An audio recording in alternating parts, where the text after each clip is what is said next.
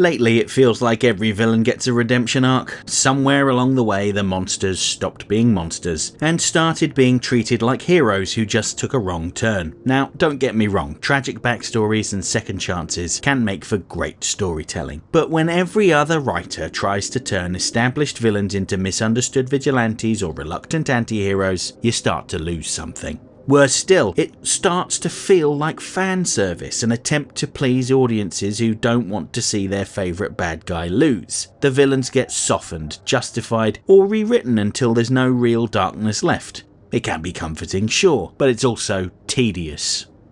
When everyone's redeemable, redemption stops meaning anything. One character that really demonstrates that fine balance of redemption is Rubberband Man from Static Shock. Here's a guy who proves that redemption stories can work and be satisfying on their own, but only when they're rare, and only when they mean something. His story also shows the catch. Once he redeemed himself, he became less relevant and the show mostly moved on without him. And that's what makes his arc so interesting. Not so much the redemption, but because I think he shows why not everyone should be redeemed.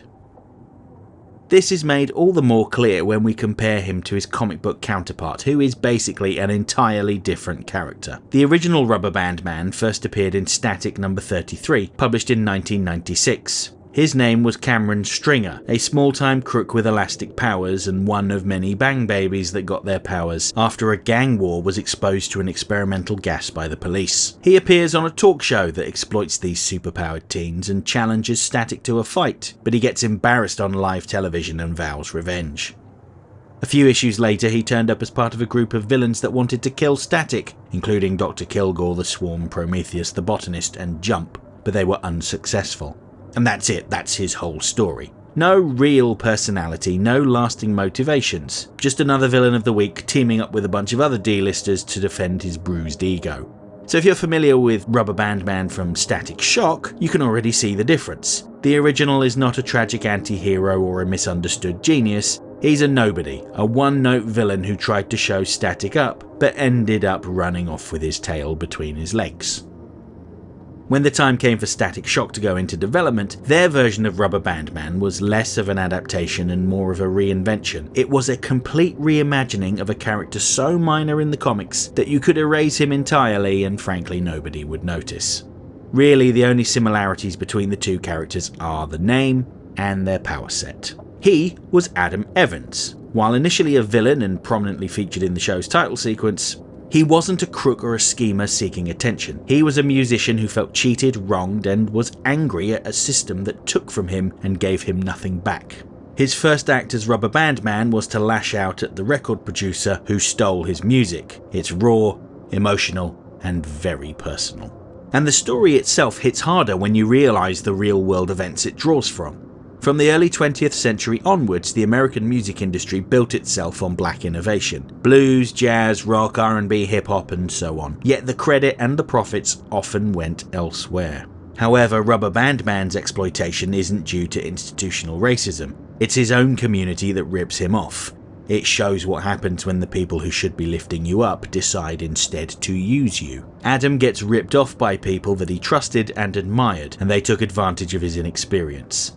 That's a story hip-hop knows all too well, and as a middle-class Englishman I'm not going to pretend that I know a lot about rap and hip-hop. But a cursory Google search shows me some pretty clear parallels with real-world events. Just look at the bitter breakup of NWA or Bad Boys Records' dispute with its own artists. Then there's the messy public feuds between Lil Wayne and Birdman, TLC and LaFace Records. The pattern repeats. Friends become rivals and mentors turn gatekeepers. And that's exactly what happened to Adam. He was a musician who poured himself into his art only to watch someone else claim it and profit from his efforts. Seeing something you've created, something you've put so much of yourself into, being handed over to someone else and passed off as theirs, ooh, that stings. As I know from talentless losers stealing my videos and uploading them to TikTok. And if you're watching this on TikTok, know that the person that uploaded this is a thief and they stole it from the YouTuber Serum Lake. But I digress.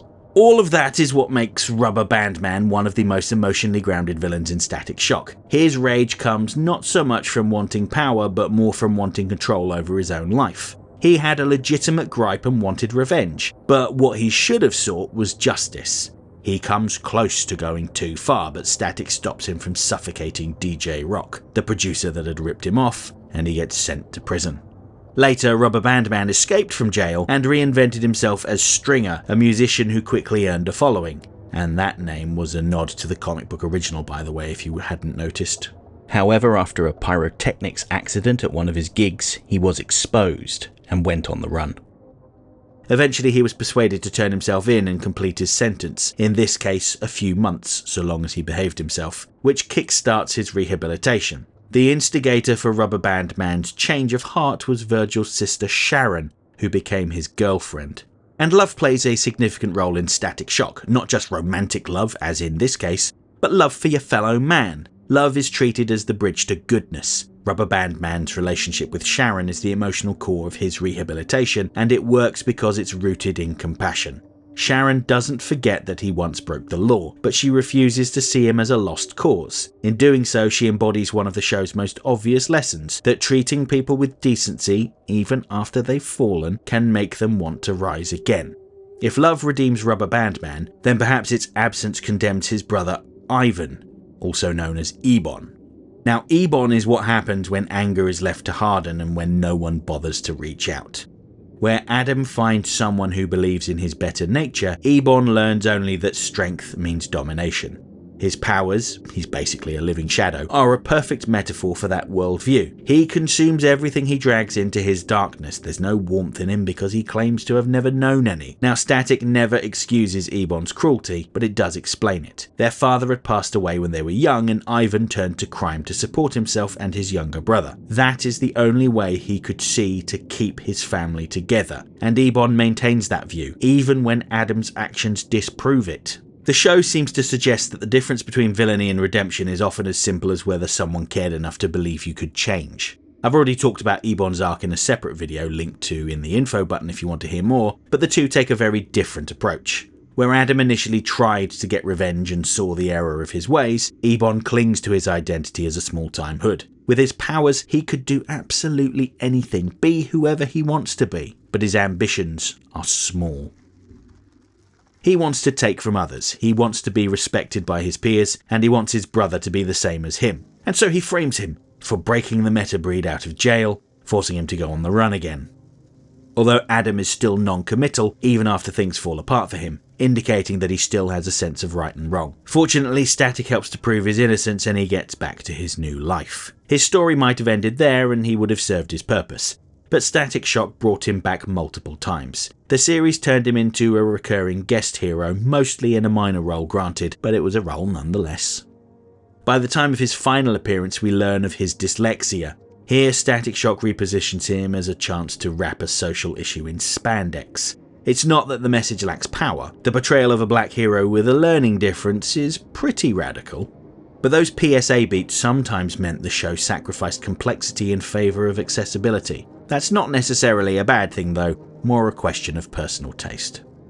Personally, I thought Rubberband Man's story was more powerful when he was a wronged man who tried to get revenge, but I get you can only do so much with those kinds of stories. Turning to the side of good worked for him because it felt earned, and because there weren't too many other characters doing the same thing in the series. Additionally, it was his intended purpose, and I think that's why Ebon's role as a vigilante in the more recent Static comics fell flat for me, because Ebon had a very clear role. He was a literal bad influence. Taking that away and making him a gritty vigilante feels like he lost something. But this is a video about Rubberband Man, not Ebon. Again, go watch that Ebon video if you want to hear more on this. Ultimately, Rubberband Man's tale shows that reinvention can be powerful when done with purpose. Taking a villain and turning them into something meaningful isn't disrespectful to the source, it's called creative evolution. It's how you make a world richer, more textured, and maybe more human. But that also comes with a warning. If everyone gets the same redemption arc, then redemption itself stops meaning anything. I'm in a fairly unique position as a content creator in that whenever I release a video about a villain, I will see a small but vocal subset of commenters saying that they desperately want to see this character reform. But if every villain joins the Bat family, or if every criminal becomes an ally to Superman, then heroism loses its contrast. Rubberband Man didn't need to be an icon, he just needed to be a reminder that sometimes change is possible. But it's not something to hand out like a participation trophy, it has to be earned, and when it's earned, it's okay for the story to end there. Because in the end, his legacy isn't about who he fought or how many lives he saved, it's about why he changed, and what that says about the world around him.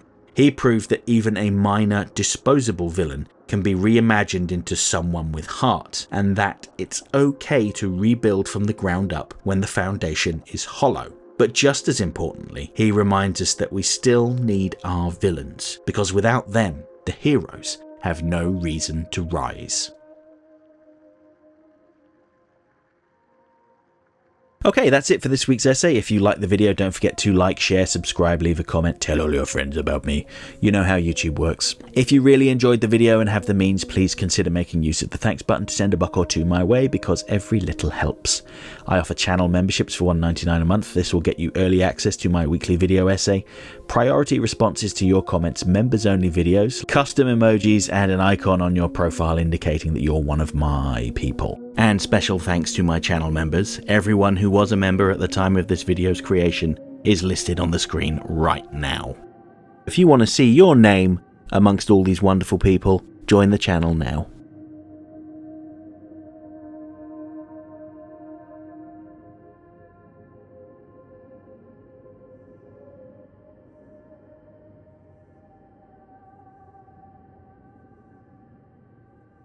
Next time, I'll be back on Monday to talk about an early episode of Batman the Animated Series that often appears near the bottom of fan tier lists. But to be honest, I don't think it's as terrible as people say. I want to talk about Cat Scratch Fever. And then next Friday marks the 25th anniversary of the release of Batman Beyond: The Return of the Joker. So what better time to talk about their version of the Joker and how he was an allegory for abuse and trauma. So, you know, heavy stuff. Hope to see you then.